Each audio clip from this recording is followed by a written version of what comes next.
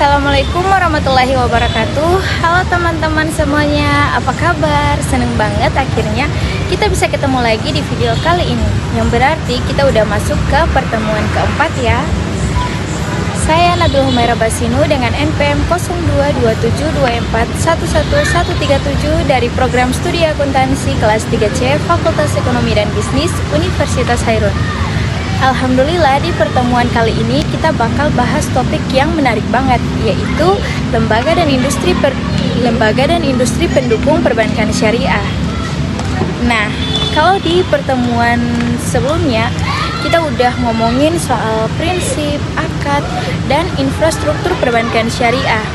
Kali ini kita akan bahas hal yang gak kalah penting, yaitu pihak-pihak yang ikut menopang dan menggerakkan sistem perbankan syariah itu sendiri. Karena teman-teman, sistem perbankan syariah itu sebenarnya nggak bisa berdiri sendirian. Bayangin deh, bank syariah itu kayak pemain utama dalam pertandingan ekonomi Islam. Tapi untuk bisa menang, dia butuh tim yang solid di belakangnya, pelatih, wasit, bahkan lapangan tempat bermainnya. Nah, semua itu di dunia nyata diwakili oleh lembaga-lembaga pendukung. Tanpa dukungan dari lembaga-lembaga ini, bank syariah mungkin tetap bisa jalan, tapi nggak akan maksimal. Ibarat mobil tanpa oli, mesinnya tetap nyala, tapi nggak bisa melaju dengan lancar. Mengapa lembaga pendukung itu penting?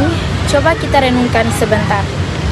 Sebuah bank syariah tugasnya bukan cuma mengelola uang, tapi juga memastikan bahwa setiap transaksi halal dan sesuai syariat. Mulai dari akadnya, sistem keuangannya, hingga pelaporan dan pengawasannya. Semua harus sesuai prinsip Islam. Nah, gimana caranya semua itu bisa dijalankan dengan benar kalau nggak ada lembaga pengawas, pengatur, dan penjamin? Inilah kenapa lembaga pendukung perbankan syariah jadi hal yang sangat vital. Tanpa mereka, keuangan syariah bisa kehilangan arah dan kepercayaan, karena orang gak akan percaya untuk menitipkan uang atau bertransaksi kalau sistemnya belum jelas dan gak terjamin keamanannya. Bayangin aja kalau di negara kita nggak ada lembaga kayak OJK, BI, atau DSN MUI, bisa-bisa semua orang bikin bank syariah sendiri tanpa pengawasan. Ujung-ujungnya bukan keberkahan yang didapat, tapi justru kekacauan. Jadi, keberadaan lembaga pendukung ini bukan cuma penting, tapi juga wajib kalau kita mau sistem ekonomi Islam berjalan sehat dan berkelanjutan. Gambaran umum sistem perbankan syariah. Teman-teman pasti udah tahu perkembangan perbankan syariah di Indonesia tuh cepet banget, terutama beberapa tahun terakhir. Apalagi setelah merger 3 bank besar, BRI Syariah, BNI Syariah, dan Bank Syariah Mandiri. Jadi Bank Syariah Indonesia atau BSI pada tahun 2021. Sejak saat itu, dunia keuangan syariah di Indonesia kayak dapat semangat baru. BSI jadi simbol bahwa sistem keuangan Islam itu bukan cuma alternatif, tapi juga kekuatan besar yang bisa bersaing dengan sistem konvensional. Tapi teman-teman, di balik suksesnya bank-bank syariah ini, ada banyak lembaga yang berperan secara diam-diam. Mereka bekerja di balik layar, memastikan semuanya berjalan sesuai syariat, stabil secara finansial, dan dipercaya masyarakat. Lembaga-lembaga itu bisa dibagi jadi beberapa kelompok besar, yaitu yang pertama ada lembaga pengatur dan pengawas, yang kedua lembaga penjamin dan infrastruktur keuangan, dan yang ketiga ada lembaga pengembangan dan pendidikan sumber daya manusia. 3 kelompok ini saling berkaitan kayak 3 kaki meja. Kalau salah satunya hilang, maka sistemnya bisa goyah. Analogi sederhana bank syariah dan ekosistemnya. Biar lebih gampang dipahami, coba kita ibaratkan bank syariah sebagai sebuah pohon besar. Akar pohon itu adalah prinsip syariah, riba dilarang, keadilan dijaga, dan keberkahan dicari. Batangnya adalah bank syariah itu sendiri, tempat semua transaksi mengalir, dan cabang-cabangnya adalah lembaga-lembaga pendukung yang membantu pohon itu tumbuh subur dan berbuah lebat. Kalau nggak ada lembaga pendukung, pohon itu mungkin tumbuh, tapi daunnya layu, buahnya kecil, dan akhirnya mati karena nggak punya sistem pendukung yang kuat. Tapi kalau akarnya kokoh, batangnya tegak, dan cabangnya banyak, maka sistem keuangan syariah bisa tumbuh subur dan memberi manfaat ke banyak orang. Sekilas tentang industri pendukung. Selain lembaga, kita juga punya yang namanya industri pendukung perbankan syariah. Nah, istilah ini mungkin kedengarannya formal banget, tapi sebenarnya gampang kok. Industri pendukung itu adalah semua pihak yang ikut bermain dalam ekosistem keuangan Islam. Misalnya, lembaga riset ekonomi syariah, lembaga pelatihan, perusahaan teknologi finansial atau fintech syariah, sampai lembaga sertifikasi halal. Mereka semua punya satu tujuan sama, yaitu mendukung perbankan syariah agar lebih efisien, aman, dan sesuai dengan nilai-nilai Islam. Coba deh bayangin, kalau bank syariah cuma jalan sendiri tanpa teknologi. Proses pembiayaan masih manual, pelaporannya lama, dan nasabah harus ngantri berjam-jam. Pasti orang jadi malas kan? Nah, disinilah peran industri pendukung syariah seperti fintech syariah dan layanan digital banking. Mereka bikin semua jadi lebih praktis dan modern tanpa ninggalin nilai-nilai syariah.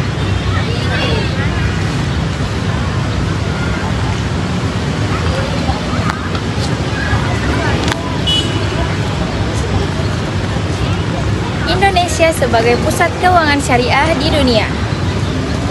Teman-teman tahu nggak? Sekarang Indonesia udah termasuk 3 besar negara dengan perkembangan ekonomi syariah terbaik di dunia loh. Bersaing dengan Malaysia dan Arab Saudi. Pemerintah juga serius banget membangun sistem ini.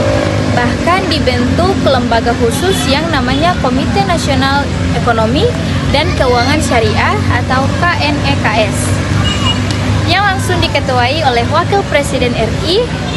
KNEKS ini tujuannya jelas menjadikan Indonesia sebagai pusat ekonomi dan keuangan syariah di dunia. Dan untuk mencapai itu, lembaga serta industri pendukung ini harus kuat banget. Bayangin aja, kalau cuma banknya yang maju tapi lembaga pendukungnya lemah, sistemnya pasti nggak stabil.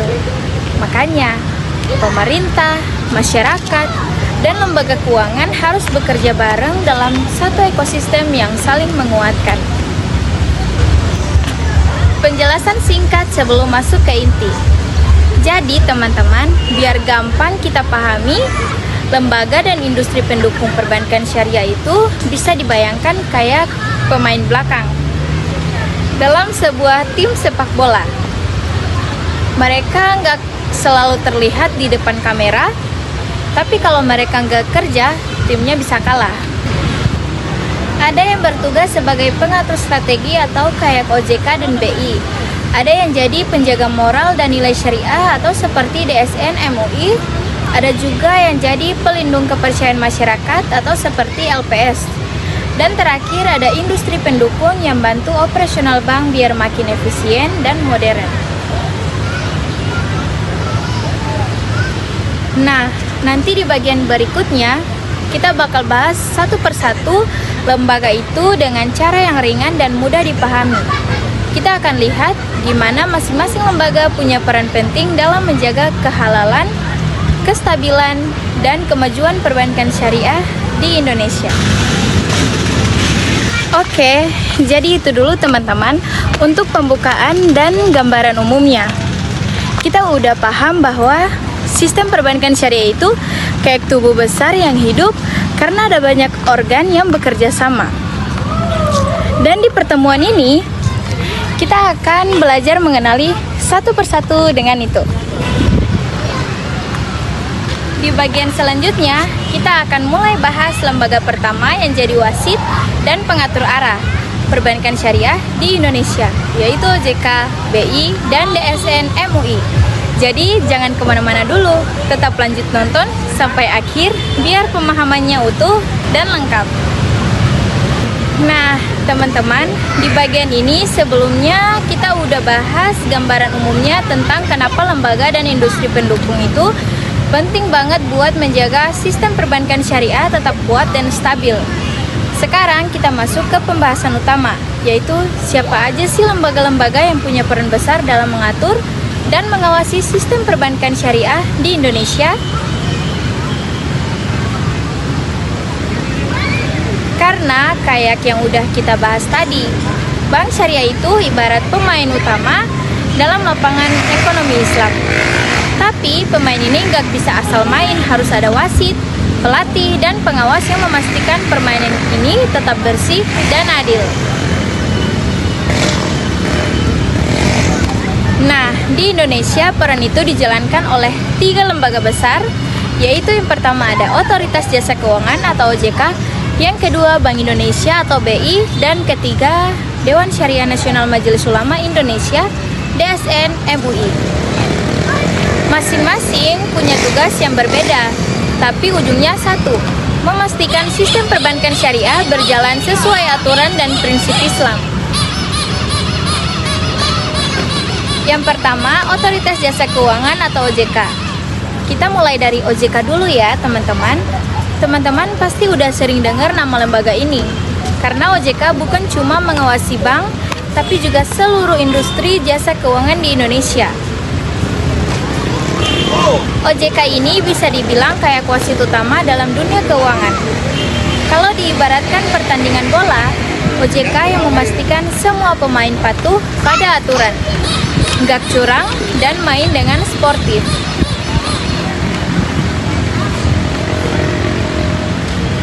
Nah, tugas OJK di dunia perbankan syariah ini agak spesial. Selain memastikan semua kegiatan bank berjalan dengan aman dan sehat, OJK juga harus memastikan bahwa setiap produk dan layanan bank syariah sesuai dengan prinsip-prinsip Islam.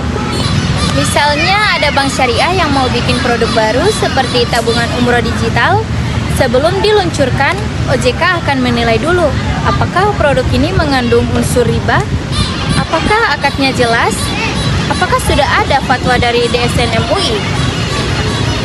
Kalau semua aman, baru deh produk itu boleh dipasarkan ke masyarakat. Selain itu, OJK juga bertugas melindungi nasabah.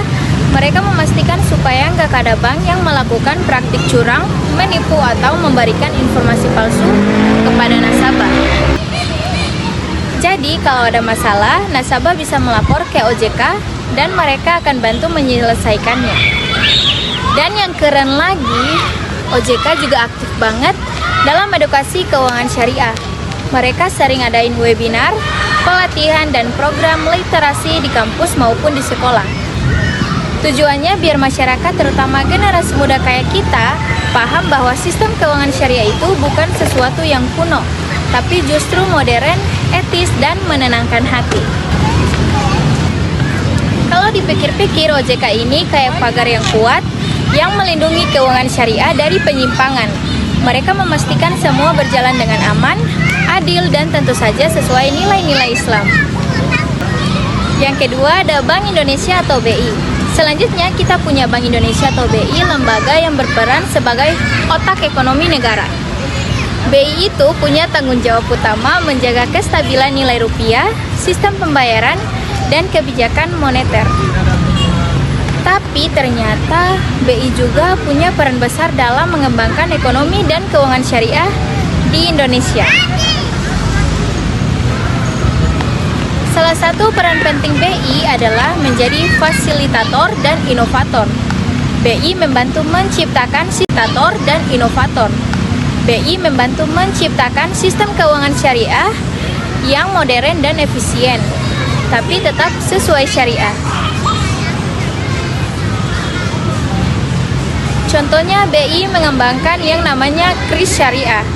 Teman-teman pasti udah sering lihat kris di warung, toko, atau kafe kan? Nah, kris syariah ini sama aja, tapi bedanya sistemnya udah disesuaikan dengan prinsip syariah. Jadi, dana yang masuk dan keluar semua lewat jalur halal. Semua lewat jalur halal. Selain itu, BI juga mendorong program-program pemberdayaan ekonomi umat. Misalnya, BI ngadain pelatihan keuangan syariah untuk pelaku UMKM, petani, atau nelayan supaya mereka bisa dapat akses pembiayaan halal dari bank syariah. Ada juga program yang namanya ekonomi syariah terpadu, di mana BI bantu menghubungkan antara petani, pesantren, koperasi syariah, dan bank syariah supaya bisa bekerja sama dalam sistem ekonomi yang saling menguatkan. Jadi peran BI ini nggak cuma ngatur uang beredar atau inflasi aja, tapi juga menghidupkan ekonomi syariah dari akar rumput. Mereka sadar bahwa sistem syariah bisa jadi solusi ekonomi yang lebih adil dan berkelanjutan, bukan cuma untuk umat Islam, tapi untuk semua orang. Yang ketiga, Dewan Syariah Nasional Majelis Ulama Indonesia, DSN MUI. Nah, kalau dua lembaga sebelumnya ngatur dari sisi teknis dan ekonomi, yang satu ini fokus di sisi spiritual dan hukum Islam. DSN MUI ini bisa dibilang penjaga ruh dari sistem keuangan syariah. Tugas utamanya adalah mengeluarkan fatwa-fatwa syariah yang menjadi dasar hukum bagi produk dan layanan keuangan Islam. Misalnya akad mudharabah, musyarakah, murabahah, ijarah, dan lainnya. Semuanya punya fatwa dari DSN MUI. Bayangin aja, kalau nggak ada lembaga ini, bisa-bisa setiap bank bikin aturan sendiri dan klaim, ini syariah kok. Ini syariah kok. Padahal belum tentu sesuai syariat. Nah, dengan adanya DSN MUI, semua bank punya panduan yang sama, biar nggak keluar dari jalur halal. Selain itu, di setiap bank syariah juga ada yang namanya Dewan Pengawas Syariah atau DPS. DPS ini ditunjuk langsung oleh DSN MUI dan bertugas memantau semua kegiatan bank dari dalam. Mereka memeriksa akad, kontrak, bahkan produk promosi untuk memastikan semuanya berjalan dengan nilai Islam. Jadi bisa dibilang DSN MUI adalah hati nurani dari dunia perbankan syariah. Mereka nggak cuma kasih aturan, tapi juga menjaga agar setiap langkah ekonomi tetap membawa keberkahan.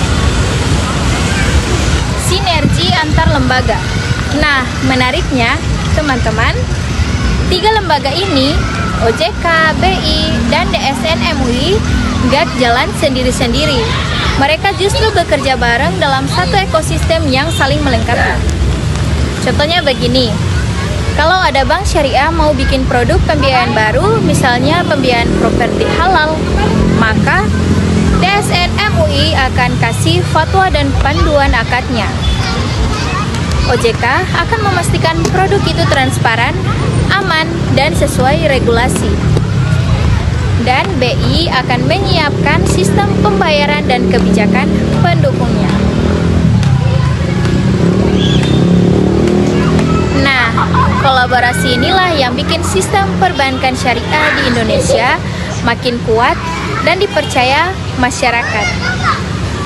Karena setiap aspek dari hukum agama sampai manajemen keuangan, semuanya dikawal dengan ketat. Jadi, bisa kita simpulkan teman-teman bahwa lembaga pengatur dan pengawas ini berperan sebagai fondasi utama dari seluruh sistem keuangan syariah. Tanpa mereka, bank syariah mungkin bisa beroperasi tapi nggak akan punya arah dan kekuatan yang jelas. Mereka ibarat fondasi rumah nggak kelihatan dari luar, tapi kalau fondasinya lemah, rumahnya bisa roboh kapan aja. Nah, tadi itu pembahasan tentang lembaga pengatur dan pengawas perbankan syariah. Tapi tentu aja sistem ini nggak cuma butuh pengatur aja. Masih ada lembaga lain yang nggak kalah penting, yaitu lembaga penjamin, lembaga infrastruktur sistem keuangan, dan lembaga pengembangan SDM, serta industri pendukung seperti fintech syariah dan BMT. Sekarang kita masuk ke bagian 3, lembaga penjamin, industri pendukung, dan penutup inspiratif. Nah teman-teman, sekarang kita udah sampai di bagian terakhir dari pembahasan kita tentang lembaga dan industri pendukung perbankan syariah. Kalau tadi kita udah bahas lembaga pengatur dan pengawas kayak OJK, BI, dan DSN MUI, maka kali ini kita bakal bahas lembaga lain yang gak kalah penting, yaitu lembaga penjamin, lembaga pengembangan, serta industri pendukung yang bantu sistem keuangan syariah jadi makin solid.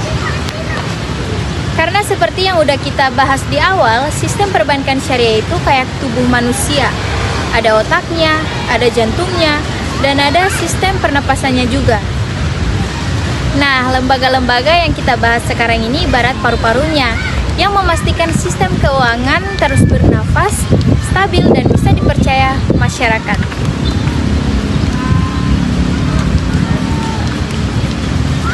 Yang pertama ada lembaga penjamin simpanan atau LPS. Teman-teman pasti pernah dengar lembaga ini, LPS atau lembaga penjamin simpanan. Perannya penting banget, terutama buat juga kepercayaan masyarakat terhadap sistem perbankan, termasuk perbankan syariah. Jadi gini, bayangin deh kalau ada nasabah yang udah bertahun-tahun nabung di bank syariah, terus suatu hari banknya tiba-tiba bangkrut. Wah, bisa panik banget kan? Nah, biar hal itu nggak bikin masyarakat kehilangan kepercayaan, LPS hadir untuk menjamin simpanan nasabah sampai batas tertentu. Artinya, kalau ada apa-apa sama bank, uang kita tetap aman karena dijamin oleh LPS. Dan menariknya, sistem ini berlaku juga di bank syariah. LPS nggak cuma menjamin uang nasabah, tapi juga aktif membantu menjaga stabilitas sistem keuangan nasional.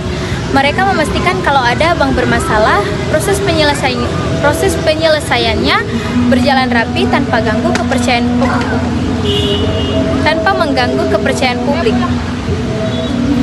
Jadi bisa dibilang LPS ini kayak asuransi nasional buat nasabah, tapi berbasis kepercayaan dan perlindungan hukum, bukan spekulasi. Karena dalam Islam menjaga amanah itu penting banget. LPS memastikan amanah itu tetap terjaga di dunia perbankan.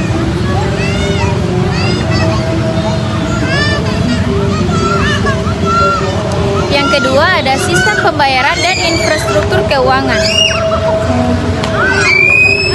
Selanjutnya kita bahas sedikit soal infrastruktur sistem pembayaran. Teman-teman tahu nggak, zaman dulu proses transaksi antar bank itu bisa makan waktu lama banget, kadang bisa sehari penuh. Tapi sekarang berkat sistem kayak BI Fast dan Kris Syariah, semuanya bisa dilakukan dalam hitungan detik. Bayangin aja, kalau kamu mau transfer ke teman yang pakai bank syariah lain, dulu harus nunggu lama, sekarang tinggal klik, langsung masuk. Cepat, efisien, dan yang paling penting, halal. Infrastruktur pembayaran kayak gini penting banget buat bikin bank syariah bisa bersaing dengan bank konvensional. Karena kalau layanannya lambat, nasabah pasti kabur. Makanya Bank Indonesia dan lembaga teknologi finansial terus kerjasama buat bikin sistem yang bukan cuma cepat tapi juga patuh syariah. Sekarang aja udah ada konsep Kris Syariah yang memastikan transaksi digital sesuai dengan prinsip halal dan bebas riba. Dan yang ketiga ada lembaga pengembangan SDM dan pendidikan. Nah, sekarang kita masuk ke lembaga yang perannya lebih ke arah pembinaan dan pengembangan manusia. Soalnya teman-teman, gak peduli sistemnya sebagus apa, kalau SDM-nya gak siap, hasilnya juga gak maksimal. Itulah kenapa sekarang ada banyak lembaga pendidikan dan pelatihan yang fokus membentuk SDM di perbankan syariah yang profesional dan paham syariat. Contohnya Lembaga Sertifikasi Profesi Keuangan Syariah atau LSPKS yang memberikan pelatihan dan sertifikasi bagi pegawai bank syariah. Selain itu, banyak kampus dan universitas di Indonesia termasuk Universitas Hairun yang udah punya mata kuliah khusus tentang keuangan syariah. Hal ini penting banget karena masa depan keuangan syariah ada di tangan generasi muda kayak kita. Kalau kita punya ilmu dan semangat yang benar, sistem ini bakal terus berkembang dan memberi manfaat ke masyarakat luas. Bahkan sekarang juga banyak pesantren yang mulai mengembangkan unit ekonomi berbasis syariah. Mereka punya koperasi, minimarket sampai minimarket sampai Baitul Ma'al wa Tamwil atau BMT yang semuanya dikelola secara Islami. Yang keempat ada Baitul Ma'al wa Tamwil atau BMT dan lembaga keuangan mikro syariah. Nah, ngomong-ngomong soal BMT, ini salah satu lembaga yang paling dekat dengan masyarakat kecil. Kalau bank syariah itu lebih banyak melayani korporasi dan nasabah besar, BMT hadir buat bantu rakyat kecil, pedagang, petani atau pelaku usaha mikro. BMT menjalankan dua fungsi utama. Baitul Ma'al yaitu mengelola dana sosial seperti zakat, infak, dan sedekah. Baitul Tamwil yaitu mengelola dana bisnis dan pembiayaan bagi masyarakat. Uniknya, sistem mereka berbasis gotong royong dan saling percaya. Contohnya ada pedagang bakso yang butuh modal tapi nggak bisa pinjam ke bank karena nggak punya agunan. Nah, BMT bisa bantu dengan akad murabahah atau mudharabah yang adil dan gak memberatkan.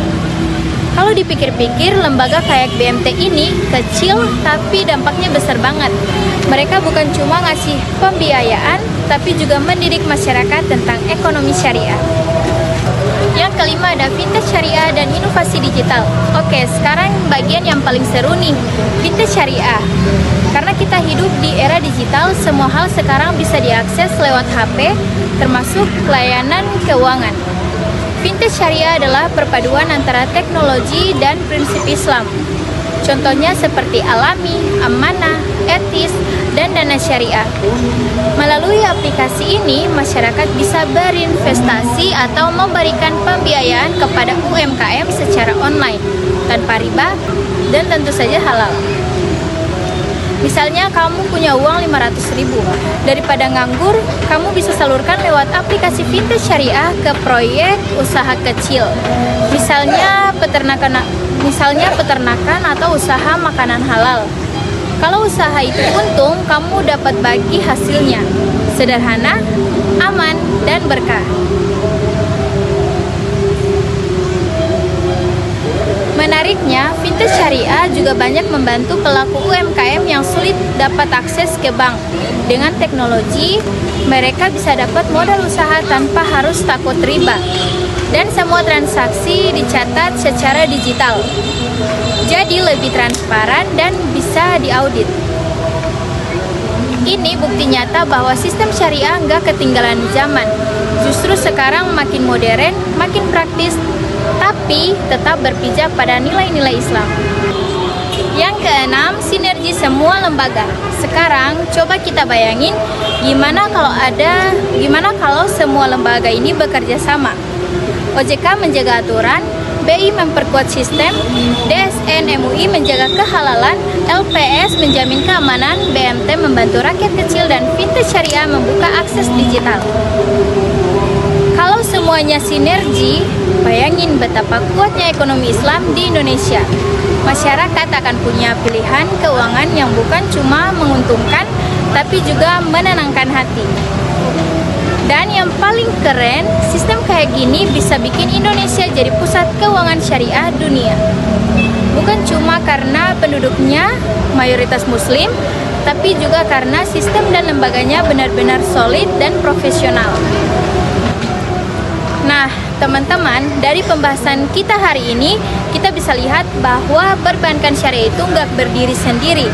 Ada banyak lembaga dan industri di belakangnya yang kerja keras memastikan sistem ini berjalan lancar, aman, dan penuh keberkahan.